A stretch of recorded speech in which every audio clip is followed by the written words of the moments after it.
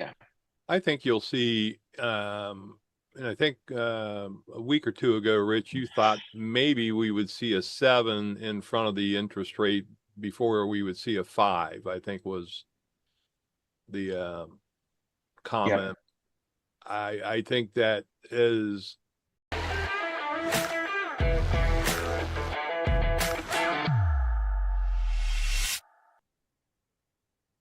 Hey there, everyone. Jamie with Sell for 1% Realtors, joined as usual by the Dwayne gang, J. Marinsky. head broker Dave Barlow and Jason Barlow. And we are joined with up here with Rich Sircone at Highlands Mortgage. It is, what is it, June 25th, 2026. It's crazy. Uh, yeah, wrapping up June here. I wanted How's the to transition going there at Highlands Mortgage? You still dealing with two different laptops and two different phones I and two am different to some extent. identities? I am to some extent. Yeah. It's not easy. I still use they still haven't given you a shirt yet. No shirt. Yeah, I think I've got to close a few more loans before I get a shirt. So Okay. But they gave send you the a referrals laptop. my way. Yeah. They gave Yeah. you a $5,000 laptop, but can't give you a $30 shirt. Yeah, exactly. You got to buy those at the Highlands store. They're at a discount price though. Oh, good. Can I get one? Yeah, for a discounted price. Oh boy. Can, you can wear it proudly. I would. I would. I would go into the local tavern wearing my Highlands shirt and pass out my fake business cards that I'm Rich Chacone. Call me There you for go. money. Well, the problem would be I'd start creating chaos and then they would be calling you. Hey, they said the interest rates are 2.5%. That guy at the bar told me that. Yeah, the guy at the bar talking about gas prices. There, And top tier gas was 250. Yeah. hanging out free gas cards. Just call this number to get it. Ring, ring, ring. Hello, is Rich there, please? I'm looking for my card. There you go. Yeah, I met you at the bar Friday night. You did. And what did that guy look like? Well, he's kind of He's bald. bald. That's me. He had a Highland shirt on. You guys are there, having a lot of fun, huh? there you then you would know the ruse was up because you don't own a Highland shirt. Yeah. Oh boy. Let's get some serious stuff here going. How are the Okay, interest Yeah, rates? so What's yeah, if you going guys on could in be that serious world? for a few minutes, that'd be great. Sorry. I'll be it's printing those it's later on today. dementia kicking in. You guys are gonna have to bear with us. Yeah, there you go. Reminiscing old age. It all happens. By next week, we'll forget it all. You want to re-intro or do we want to just take off from No, here? this is good stuff. So This is what Dad hopes for. so the short The story is algorithm is going crazy right now. Millions of as views. as Millions. of My gosh. as of yesterday, rates were still mid sixes, 6.6, maybe 6.7, maybe 6.3 if you've got the perfect scenario. So we're not seeing major changes in interest rates, but we did get a number this morning, which I had never heard this number. I had never heard this inflation report. So they might be making things up as they go along now. I have to read it because I've never heard of it before, but it's called the Core Personal Consumption Expenditure Price. And apparently that number was at expectations. And even though it's higher than it normally is, it was what the market expected. The 10-year Treasury is rallying today. Yesterday we were in the 440s, mid 440s, and now we're at 436 this morning. Last time I looked, so we may see a little bit of a relief in mortgage rates. I'm not saying they're going to the fives, but we might be pushing more towards a 6.5 or less number. I don't know because rates are just coming out right now. I haven't looked those up. But Where was we're it at, still. Rich, before the Iran conflict? That sounds like where it was. No, we actually at some point earlier this year got under 4% at one point. We were like, or maybe no, I'm sorry, I'm wrong about that. But it was in the 14s or something, Yeah, and it says interest, 4.17, so you're right, yeah, yeah, 14s. yeah, and um, um, the mortgage rates at that point were, you know 5.99 in most cases. They may be a little higher, maybe 6.1, depending on your circumstance, maybe 5.875. That was right before the conflict, and boom, everything just went back up again. But Right. um, we'll have to see what the MOU, the Memorandum of Understanding, does for the oil markets and inflation, and whether this is enough to bring the rates down, and Kevin Warsh decides to acquiesce to President Trump's demand for lower interest rates. So, we could see something like that, but the markets are not predicting that right now.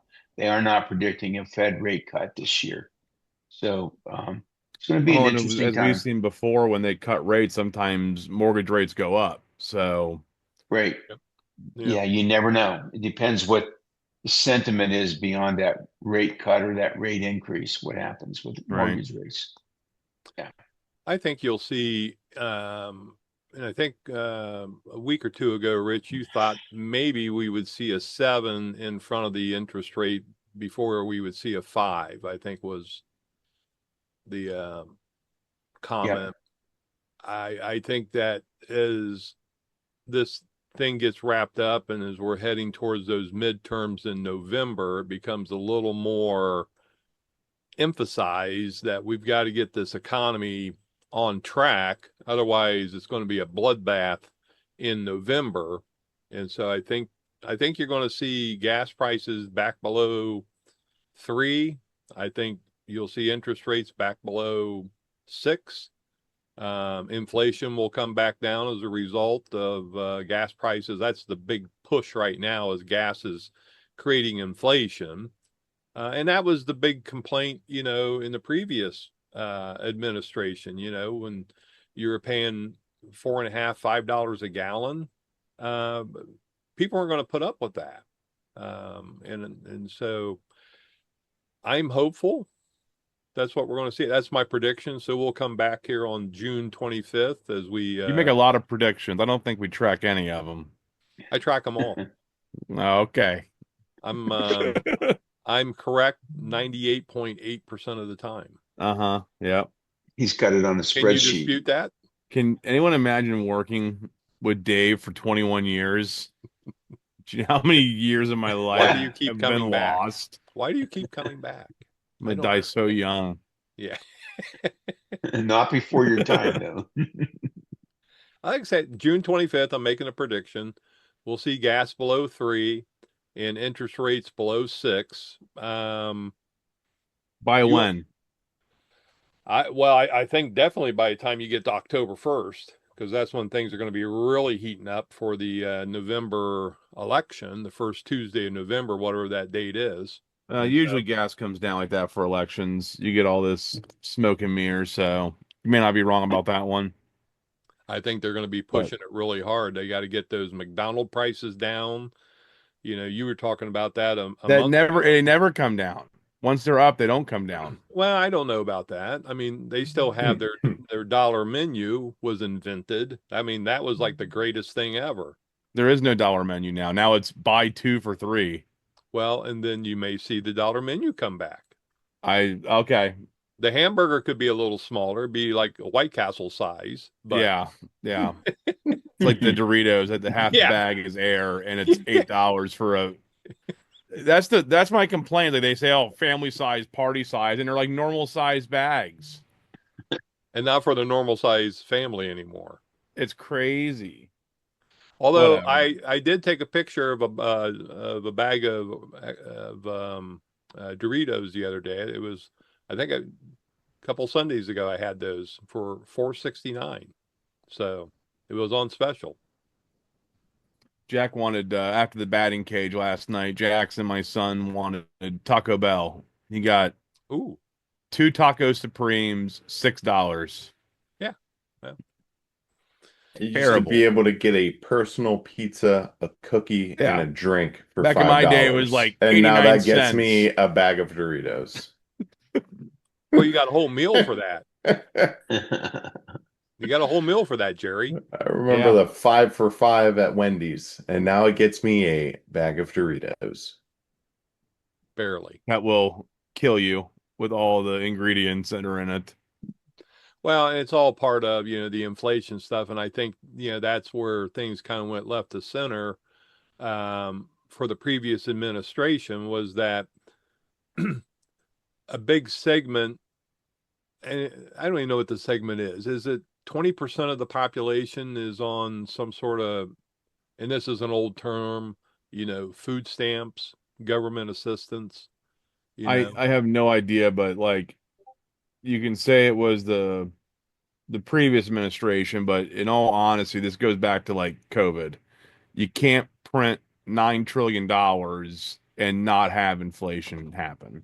No, but Just not gonna happen. my point being is that, in the last election, people were really feeling, and Jay, you and Right. I have talked about, for the most part, we think, the population is pretty fat and happy, you know, and so you're not going to rise up because, things are okay.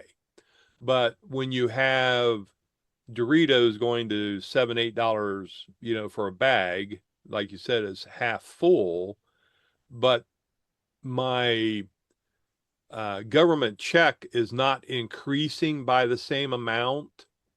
I can't buy what I used to buy a year ago or 6 months ago.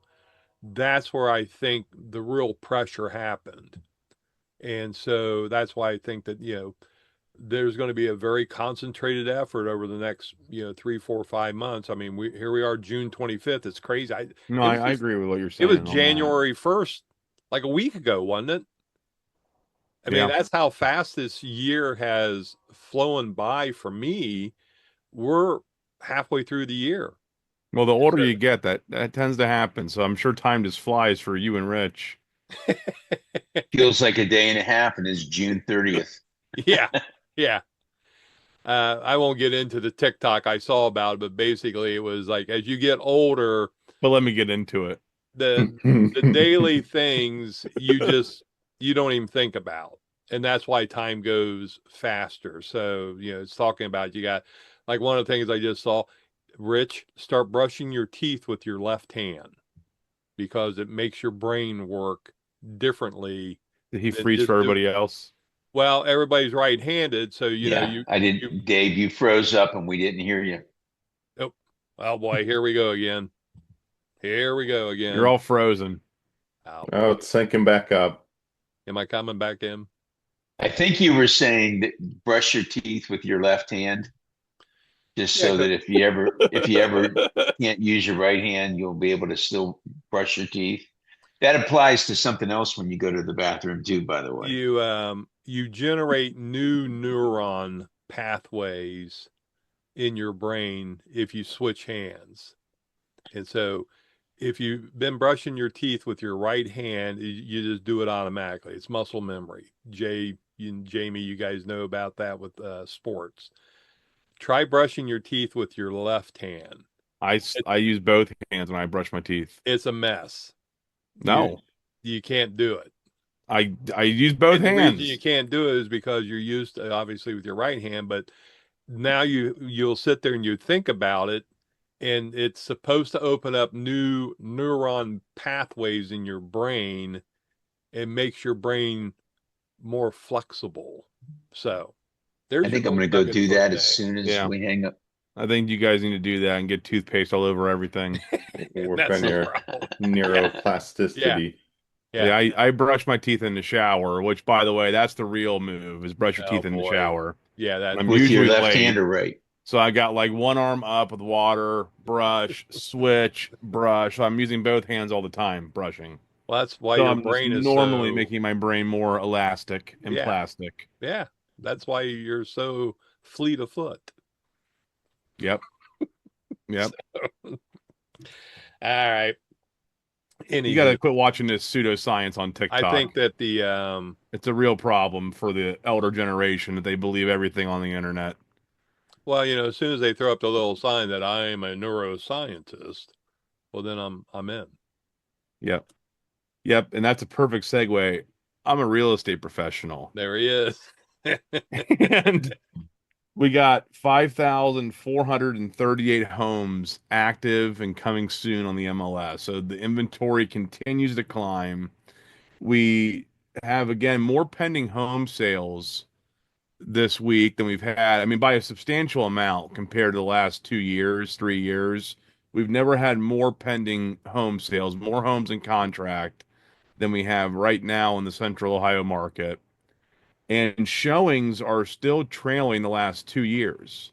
So we have less showings in the market overall on, but more homes under contract. And so we typically, when we like list homes in like the quote unquote off season, and I say that because December's actually outpaced the spring market the last 2 years, and that's largely due to interest rates and things that are happening. Um, Normally in on the off market, off season, we tell sellers, hey, you're going to have less showings, but if you're out here in the snow and the cold and the dark looking at houses, you're serious. And that's what's happening right now. There really aren't very many tire kickers that are just looking for fun. The ones that are looking, there's less in number, but they're serious and they're pulling the trigger. And so, really good time to be a seller on the market. Prices are down a little bit compared to the last 2 years, but we're still up. If you zoom out on that chart, I mean, we're up what 100% in the last 5 years on prices. Yeah. So still a great time to be a seller unless you happen to buy it last year. Then you're gonna take a little bit of a hit, but really a good time to be on the market, priced right. You're gonna sell. Some of these analysis, I just did one in Hilliard yesterday for this guy, and it's like in the neighborhood they sell 3 days, 2 days, 5 days. Did one in Pickerington last week. The comparable sales were like 6 days, 4 days, 2 days, and that's not been the case. It's been more like 21, 35 days. And so a couple of these neighborhoods are really still humming, depending on where you're at. That's a good thing for the sellers, right? Yeah. Yeah, well, and that's where the conversation shifts to. It's like, hey, if you're on the market for 10 days, you've had 600 people see this listing on the MLS, and you have one showing, no showings, the market's telling you you're overpriced. Right. Right. And if you list it and it's priced right, it ought to go in less than 10 days right now in some of these neighborhoods. Now you got to be careful because I mean a lot of the realtors I think come in and they'll intentionally underprice you because they want a quick sale. So I mean there's got to be a balancing act where it's like you want to make as much as possible, but you don't want it to take forever. And that's where get multiple opinions when you meet with a listing agent.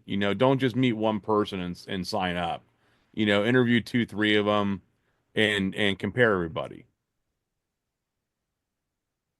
That I would be whole my advice. Yeah, that's a good idea. The other thing that again we're talking about in the last several weekly videos has been appraisals, coming in short. And so, I've had a couple of them. We priced houses where we thought. One of them was an overbid that came in less. The other one was priced, what I thought was a good pricing strategy, and then it came in short. So, it's a one person opinion. I think the common theme is that every seller, including myself, thinks that their house is the world's best and that my house is worth at least 10,000 more than the guy down the street who just sold because of this, and this. And one of the strategies that I've looked at, and Jay, you probably do the same exact thing, that look at two different numbers. I look at the average for the neighborhood, and then I also look at the average cost per square foot. And then somewhere in between is going to be the real story. And then if the house is a Pottery Barn style home, super clean, super neutral, super updated, you are going to get a price increase, no doubt about it. Yeah. But if your house is just, again, the average house with, updated Berber carpet, new paint, new appliances, but the kitchen hasn't been updated, so on and so forth. The buyers are, and Jamie, you can talk about this. The buyers are just more picky. Jamie, you work with the buyers. What are your thoughts? Yeah, I think we've said it here maybe a few weeks in a row now, but buyers want a finished product. I mean, they want something they can move into. And so if your house has finished kitchen, an updated kitchen rather, updated master bath, guest bath, um, those houses are going quick and you're up against multiple bids. Um, Anywhere that has, pretty solid suburbia, school district, things like that. Um, Again, if the seller has, done their work to the house, um, like I said, updated kitchens, bathrooms, flooring, neutral paint, you tend to see, you're up against multiple offers. And if your house needs, some work and some updating, that's where, I see buyers that aren't as interested as, well, the last one we saw was updated. And this one I have to put, you know, 20,000 into it to even get it close. I'm not interested. And that's where price can be a little bit of a reflection. And I think a lot of buyers have a leg up if they have a little bit of an imagination. Mm-hmm. Um, you can get a pretty nice big house for a good price that maybe needs a little bit of updating. And sellers are willing to negotiate when they've been sitting on the market a while. They're open to creative ideas. You want 10,000 for updates, you want a rate buy down.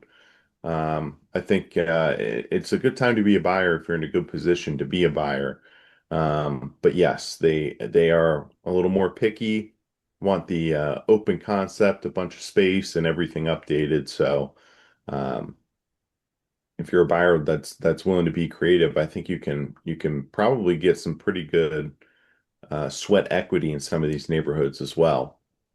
One of the things that it's a myth, I believe, and I hear it, Jay, you can address this as well, but I hear it almost every listing appointment. Well, the buyer can always make an offer for less. And, kind of what I hear Jamie saying is that a buyer walks into a house, they have, and buyers aren't silly anymore. I mean, buyers know what the neighborhoods are. A lot of times, these buyers, this is like the second, third, fifth house that they've looked at in the same neighborhood. So they know what the neighborhood's going for. And the buyer's not even willing to make an offer. They're just like, yeah, way overpriced for what it is. And so the myth is, well, we can always lower price, or we can have some negotiation room, or they can always make a lower offer. And I think that that's kind of old school thought in today's world. Jay, what do you think? I mean, when I run across that, what I tell my sellers is, yeah, like what you're describing there, that's how I am as a buyer agent. I encourage a buyer to make an offer and start low and see where it goes. And I'm very good at that when I work on buyer sides to, coax the offer out and get a deal put together somewhere. But most buyers and most buyer agents aren't like that. Mm-hmm. And I mean, there's a lot of realtors, and when I say this, I don't say it to be mean or to put anybody down. The average agent in our market sells 4 to 6 houses a year. And there's a lot of part-timers. There's a lot of people, this is their second, third career, and they're, just doing it on the side, helping their friends out. Those people are not the sharks where they're going to bring you that offer. Most of these people, for lack of a better term, are just kind of like professional chauffeurs where they're just happy to have somebody in the car driving them around house to house. And if the buyer does not feel that house, they're just going to move on to the next one and they'll go show 30, 50 houses until they find the right fit. Mm-hmm. And I, I don't, I haven't really, spent a ton of time developing out like, well, why is that? Other than it just seems to me that like a very American thing that, well, I'm pre-approved for 700,000. This is a $700,000 house. I'm not going to buy it for 650. I'm just going to go find another $700,000 house. That's And worth I'm it. going to spend what my pre-approval is up to and what my payment I'm comfortable with is versus, well, I can see that, yeah, this one needs a kitchen and a bathroom and I can do it for 30,000, but I can get it 50,000 off of list price. Buyers don't think that way. And like, yeah, logically you think they would, but that's this not, it's pretty rare. Back in 2010, 2011, 2012, but man, that's all we did was help you find a foreclosure, figure out what is it worth fixed up totally, what are you going to put into it. You got this much in equity instantly, buy the house. And back then, everybody was looking for a deal. That's not people today, in my opinion, are just looking for a payment they're comfortable with. And like Jamie said, a house that's move-in ready. And if so, I mean, I think you kind of get the double whammy. If your house needs some love, you're going to get beat up on the list price to begin with, and you got to be at a discounted price, and you're going to get hit on both sides, and the buyer's going to walk away getting a deal. I think the other thing that happens there, Jay, is that buyers have no clue of what something costs to repair, replace, update. Oh, they're on ChatGPT getting outrageous numbers. Yeah. Yeah. I I mean, mean, they need to put carpet in, house, and it's going to be $20,000 for yeah, carpet. that's It's like, $10,000, and it's like, you could get the carpet for six, and it'd be a very good carpet. Or, to remodel this bathroom is going to cost me 20 grand. And it's like, no, you could have the bathroom remodeled for, 6, 7, 8,000 bucks, depending on, finishes. And that's where sellers are at a disadvantage as well, is that the buyer is overestimating the cost of of the update, yeah, and then they're saying, okay, well, you're listed at 700 grand, but I got $100,000 I got to put into the house. And so the neighborhood's only 700 grand. I have to be able to buy the house for 600. And it's like, nah, that's not quite right. But right, perception is reality. And that's, what we try to walk our sellers through is that, if it's something that you can do, because I'm like you, Jay, I would look for a house where I could buy it, for 100 grand off and know it's only going to cost me 25,000 to make it right. And then I've got 75,000 in equity.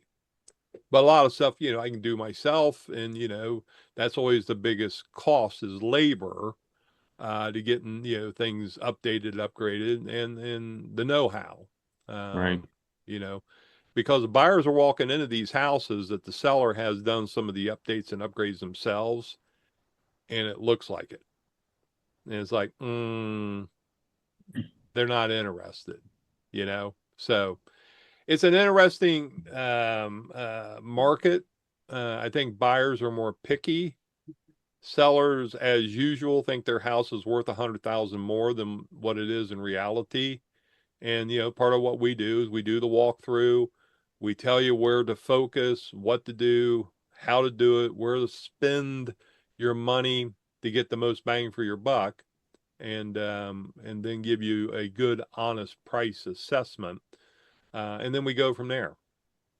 And then we have Rich on the backside to help get you financed, Jamie on the buyer side to help you buy, and the whole package comes together along with home inspectors. And yeah, I just had a house that had roof hats were installed by a fairly big name roofing company here in town about 7, 8 years ago, and the roof hats weren't installed correctly.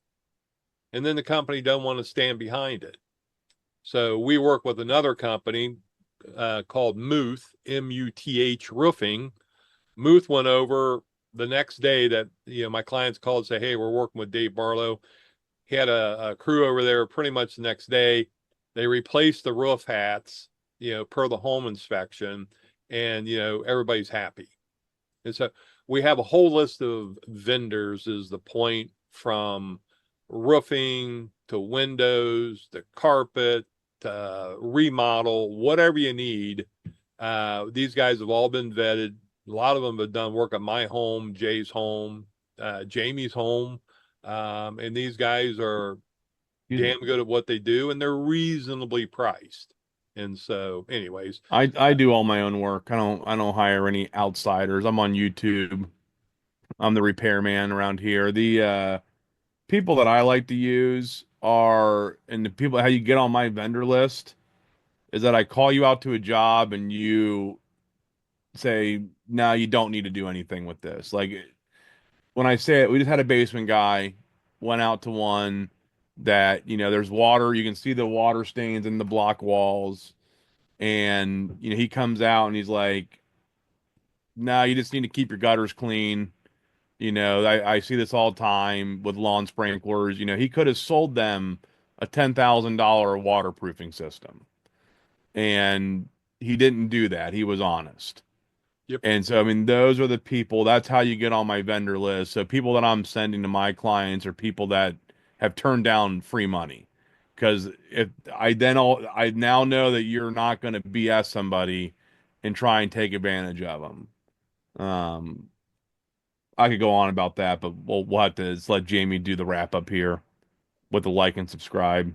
I like how you do the wrap-ups, actually. Oh boy, here we go again. All right. Well, Out we if go. you if you want to get my vendor list, leave a like. If you want to be on Dave's list, subscribe. If you got complaints, call Dave. If you've got loans, refis, call Rich. If you need to buy a house, do not call me, call Jamie.